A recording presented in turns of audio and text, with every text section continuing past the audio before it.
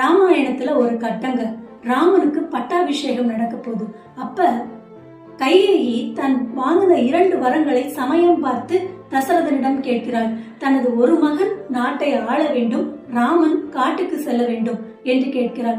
தசரதனும் வேறு வழி இல்லாமல் வரங்களை கொடுத்துட்டாரு. ராமன் காட்டுக்கு போக ரெடி ஆயிட்டாரு. லக்ஷ்மணனும் கூட தயாரா இருக்கிறார். இது பரதனுக்கு தெரியாது. பரதன் வராரு. அண்ணா, நீங்கள் போக வேண்டாம், எனது தாய் ஏதோ புத்தி கெட்டு சொல்லிவிட்டார்கள் அப்படின்னு சொல்லவும் ராமன் சொல்றாரு, நம் தந்தை கொடுத்த வரம் இது, தந்தையினுடைய ஆணையை நான் மீற மாட்டேன் அப்படின்னு தன்னுடைய நிலையில் உறுதியா சொல்றாரு. இதை கேட்ட பரதன் மிகவும் உறுதியாக சொல்றாரு, அண்ணா, நீங்கள் வருவது வரை நான் இந்த நாட்டை ஒரு அரசனாக ஆட்சி செய்ய மாட்டேன். உங்கள் பாதுகைகளை கொடுங்கள், உங்கள் பாதுகைகளை அரியணையின் முன் வைத்து நான் ஒரு சேவகனாக தான் ஆட்சி செய்வேன் என்று உறுதியா சொல்றாருங்க. அது மட்டும் இல்லாம நீங்க 14 ஆண்டுகள் கழித்து நீங்கள் திரும்ப வராவிட்டால் அக்னி பிரவேசம் செய்து என் உயிரை மாய்த்துக் கொள்வேன் என்று உறுதியாக கூறினார். இதை கேட்ட ராமனுக்கு அவருடைய உறுதி புரிந்தது.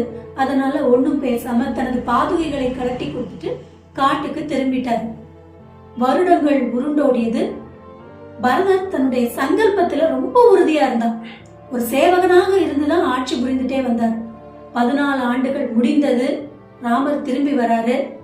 திரும்பி வர கொஞ்சம் தாமதம் ஆயிட்டு. ஏன்னா நாடே ஒரே விழா கோலம் ராமரை வரவேற்பதற்காக. பரதருக்கு அண்ணன் திரும்ப காணுமே, திரும்பி வராவிட்டால் அக்னி பிரவேசம் செய்வேன் சங்கல்பம் செய்தாரு. இவர் அக்னி குண்டெல்லாம் வளர்த்தாச்சு, உயிரை மாய்த்துக் கொள்ள தயாரா இருக்கிறாரு. அப்பதான் ராமருக்கு பொறி தட்டியது. பரதர் அக்னி பிரவேசம் செய்வேன் என்று சொன்னானே, உடனே அஞ்சனை மைந்தனை அழைத்து, ஆஞ்சநேயா, நீ பரதனிடம் சொல்லு, வந்துட்டு இருக்கேன்னு சொல்லு.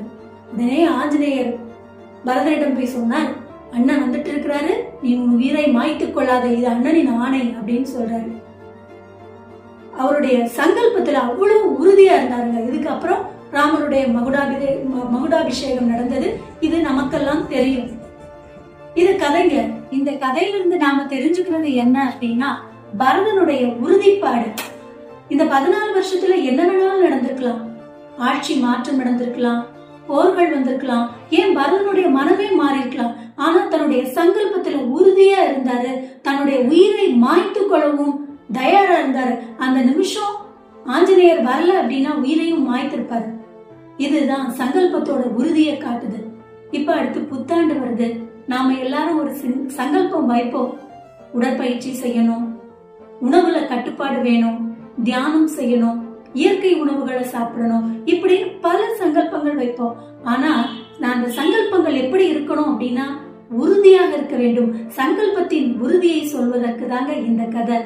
அனைவருக்கும் இனிய ஆங்கில புத்தாண்டு நல்வாழ்த்துக்கள்.